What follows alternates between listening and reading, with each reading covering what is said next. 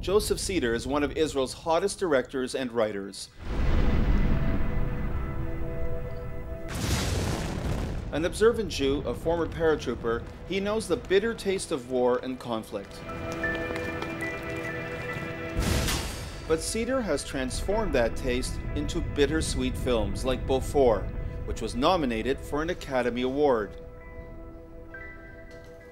Beaufort was an Israeli military fortification in southern Lebanon.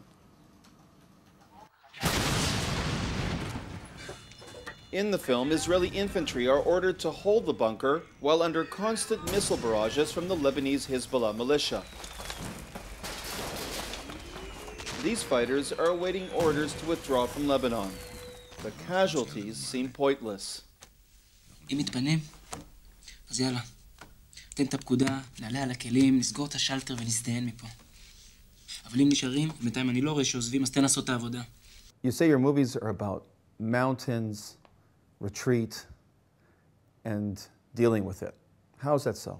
The biggest issues that Israelis are dealing with is retreat. And what does that retreat mean? What are we retreating from? We're not only retreating geographically, we're retreating from a system of values that enables us to move away from physical,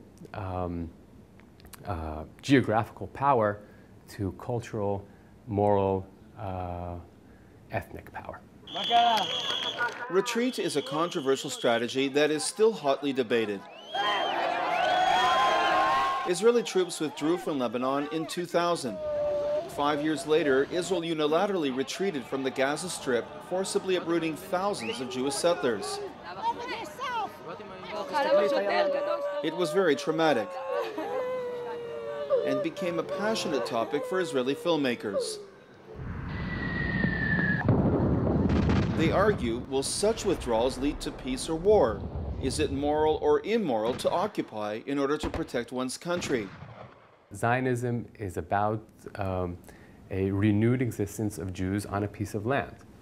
Does the future of Zionism entail a Jewish existence that is not connected to land? This is something that I'm very, very interested in, and I'm trying to find stories that investigate that idea without directly touching a political issue. Hollywood fantasy movies you go to in order to escape from something, or just to have fun, to be in a fantasy world. But when you go to watch an Israeli movie, you come to think, you come to really see the life. Unlike European or American audiences, the majority of men and women here know the reality of warfare. Many of them have served in combat units.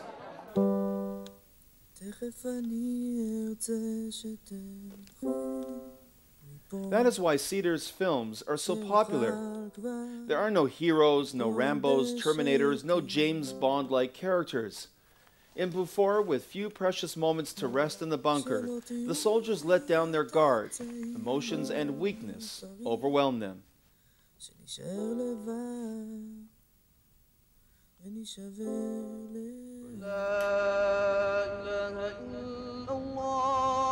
Suffering is only part of the Israeli reality.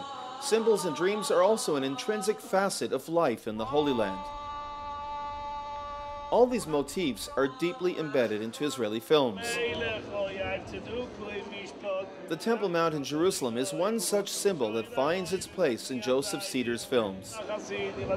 Revered by both Jews and Muslims, each claims the area as their holy site. אתה גם מרגיש את זה, נכון? מרגיש מה? דברים גדולים הולכים לקרות. In time of favor, two religious Jewish activists dream of the day they will pray where the Muslim shrines stand today. It's the dream echoed by their spiritual leader and rabbi. כשיהיו עשרות אלפי בחורים שירצו לעלות ולהתפלל על הר הבית,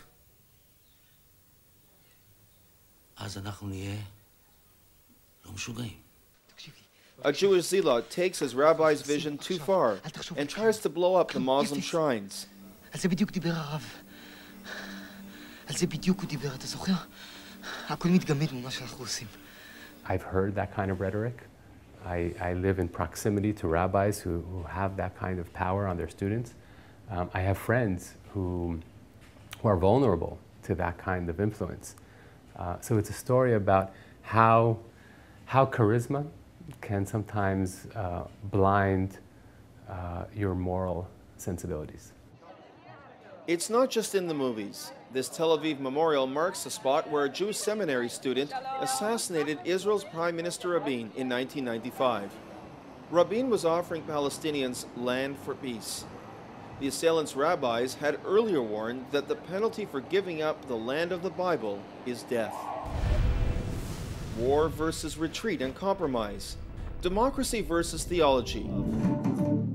All rich topics, all hotly debated and vigorously explored in Israeli cinema.